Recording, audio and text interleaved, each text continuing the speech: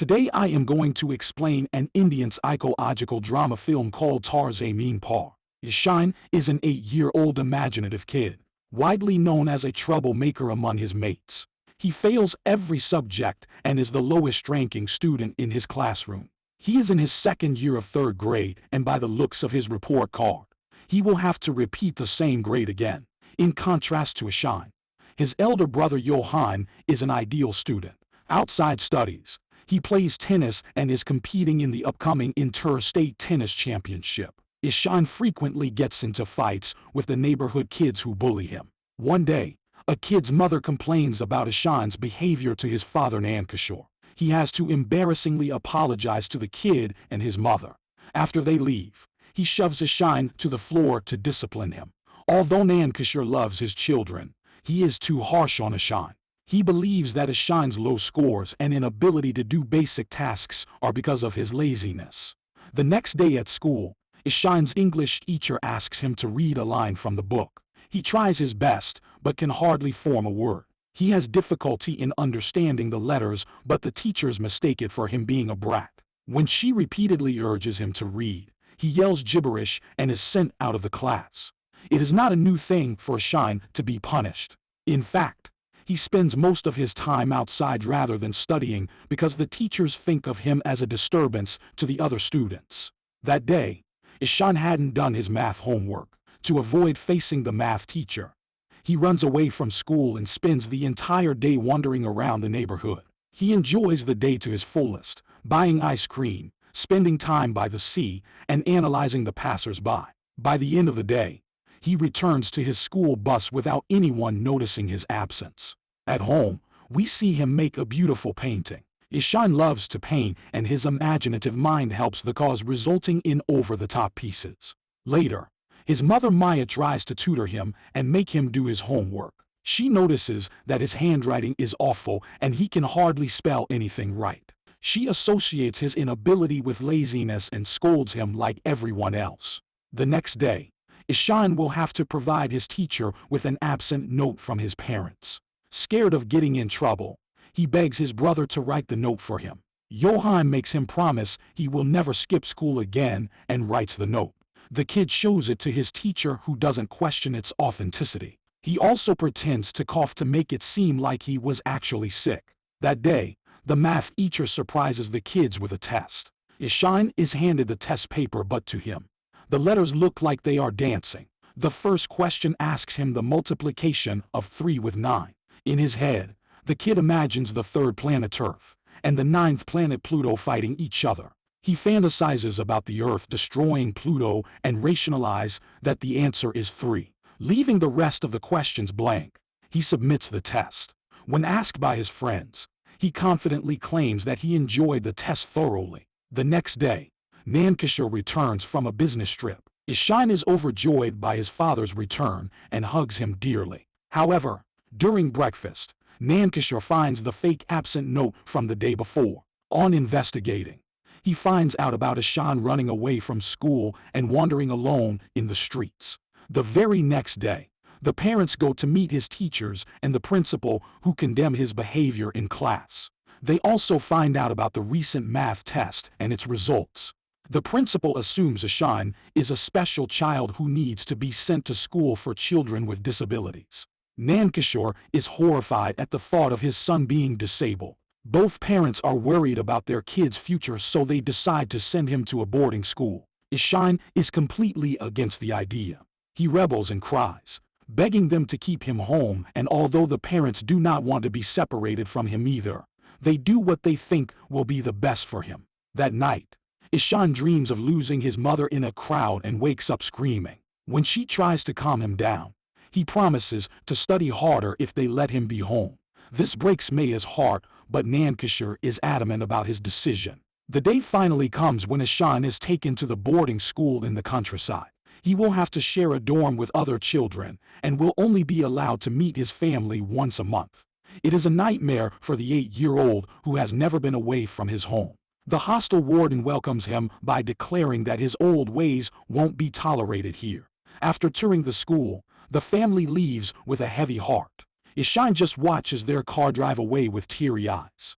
He stays like that for several minutes even after the car vanishes from his view. When it starts to get dark, he walks inside the hostel while still crying. He doesn't talk to anyone and hardly eats dinner. At night, when he cannot sleep, he goes to the bathroom and cries quietly, missing his mother. Meanwhile, Maya reaches home and goes through Ishan's belongings. To her dismay, she finds a flipbook of him being taken away from his family. The book breaks her heart as she realizes how much the kid dreads being away from them. In the hostel, Ishan struggles to do normal things like tying his tie and shoelaces. On his first day, the Hindi teacher Mr. Tiwari makes him sit on the first bench with the class topper, Rajan. The teachers soon realize that Ishan isn't normal. He hardly pays attention in class and is physically punished by his art teacher. Nothing changes from how he was in the previous school.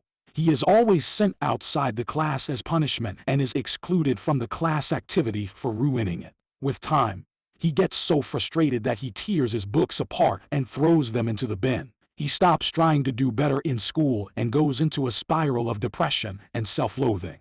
When his parents come to meet him after a month, he locks himself inside a room and bursts out crying for the first time since he last saw them. On being urged, he runs outside and takes several laps of the basketball court to rebel. The family takes him to a hotel for the night to give him a break from his life at the hostel. Johan gives him a hamper of painting supplies as a gift, but little does he know, Ishan has shut out his creative side and stopped painting altogether. The next day, the family bids him farewell and leaves him alone yet again. Later that day, Ishan is the lowest he has ever been. He looks down from the terrace of the school thinking about how it feels to jump from that height. His only friend Rajan interrupts his thoughts and tells him about their new art teacher. Ishan doesn't think much of it because no teacher has ever helped him. However, it is surprising to the kids that the new teacher enters the class in a Joker costume. He sings a song, plays flute, makes them dance, and lets them enjoy the class, in contrast to all other teachers. While the old Ishan would have loved this, the depressed one doesn't participate in any of it. As their first task, the students are asked to draw or paint anything they want. Ram wants them to show their creative side so he knows what he has to work on next. The children start to draw several things, all different from one another's, but Ishan doesn't even touch the paper. Initially, Ram assumes that the kid is taking some time to think, but even when the class ends, Ishan's paper is blank. Worried, Ram asks him what is wrong but doesn't get a reply. That evening, Maya calls to talk to Ishan, but he only holds the phone to his ears and doesn't say anything. He is informed that they will have to postpone the next visit by a week because of Johan's tennis competition. To Ishan, this only confirms that his family doesn't care about him. He sheds a single tear and walks away without saying anything. The next day, Ram sees Ishan kneeling down outside the classroom. Intrigued by his behavior, he asks Rajan about him. Rajan reveals that Ishan has difficulty understanding letters no matter how hard he tries. Ram teaches in a school for disabled children, so he has an eye for kids who are special. To find out more about Ishan, he goes through his old notebooks and finds a pattern of similar mistakes. Even while teaching the special children, he cannot get the thought of Ishan out of his head. He used to have the same problem in his childhood, so he feels sympathetic to the kid. Weeks later, he recognizes what Ishan's actual problem is and travels to his hometown to meet his parents. They welcome him and let him take a look at Ishan's bedroom. Ram is surprised to find out that Ishan used to paint. This makes him even sadder that the kid lost his sparkle because of the pressure that was put on him. Nankishore belittles his son, claiming that he is lazy and hates studying. Ram retaliates and shows them the pattern in Ishan's mistakes. He often inverts the letters as if he has difficulty differentiating them. Still, the father associates it with laziness, but Ram bluntly claims that he is wrong. He declares Ishan has a neurological condition called dyslexia that causes him to not understand certain patterns like letters and words. In addition, he has difficulty coordinating, which causes him to not be able to tie his shoelace.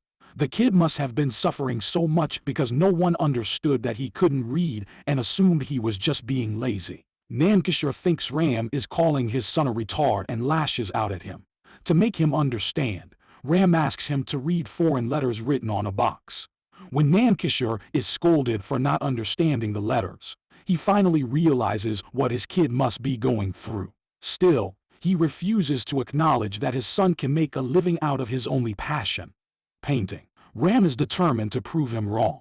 When he returns to the school the next day, he teaches the kids about all the famous historical figures who weren't so good at studying when they were children. He gives them examples of scientists, actors, and philosophers, which makes Ishine feel a lot better about himself. When Ram asks them who invented the light bulb, Ishine speaks for the first time in weeks and answers, Thomas Edison.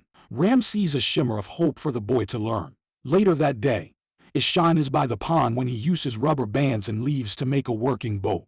Ram is so impressed that he brings the structure home and keeps it as a decoration. Ishine's creative senses start to flow again, but he still has a long way to go before learning to study like the other kids his age. One day, Ram goes to the school's principal and tells him about Ishine's problem. The principal suggests they send him to the school for children with special needs, but Ram is confident that Ishine can study with the regular kids. He suggests the teachers understand the kid's problem and help him accordingly. When the principal says it is not possible, Ram offers to teach Ishine every day after school. The principal allows it for the sake of the child. Starting the next day, Ram uses various innovative methods to help Ishine differentiate letters of the alphabet. They learn using sandboxes, Play-Doh, sensory methods, and so on. Ishine also takes help from audiobooks and stairs to learn to calculate. In only 2 months, he begins to understand the letters that the other teachers couldn't teach him in several years. One day, Nankishore comes to the school to talk to Ram and boast about how they are researching more about their son's condition. He wants Ram to know he is not an absent father and is proud to be the way he is. Ram, on the other hand, blames the father for being the reason the kid lost self-confidence, which even Nankishore cannot deny. On his way out, he sees Ishine trying to read from the notice board. Regretful of unknowingly hurting his child, he tears up and cannot get himself to face him. A few days later, Ram organizes a painting competition for both teachers and the students of the school. Everyone gathers in the amphitheater and participates. Ishine uses the painting supplies that he was gifted by his brother for the first time. The competition starts and everyone gets busy drawing. Even the teachers enjoy the event and do their best. By the end of it, Ishine creates a beautiful painting of himself sitting by the pond. He goes to the front to submit the painting and sees that Ram has painted a portrait of him. He is left speechless at the sight. A while later, it is announced that the winning painting will be on the front of the new edition of their yearbook. The principal proclaims that the decision was difficult because 2 paintings stood out the most, Ram's and Ishine's. In the end, Ishine is declared the winner while the second prize goes to Ram. The crowd erupts in cheers. For the first time in his life, Ishine feels recognized for his talent. He cannot help but cry and runs to his teacher to hug him. In the last scene, Maya and Nankishore come to the school for the end-of-the-year parent-teacher meeting. The principal boasts about Ishine's talent, showing them his painting on the front of the school's yearbook. Unused to the new attention, the parents are left shocked. The principal also praises Ram for doing a great job teaching the kid in the way he needed it. Later, the parents meet Ishine's teachers, who show them the report card and compliment the kid's undeniable progress. Outside, the couple watches their son playing and cry tears of happiness. Nankishore thanks Ram for helping Ishine and apologizes for his behavior. Lastly, Ishine bids farewell to Ram and goes back to his hometown for a vacation. Subscribe for more videos like this, turn on the notification, and leave a like to help the channel out. Thanks for watching.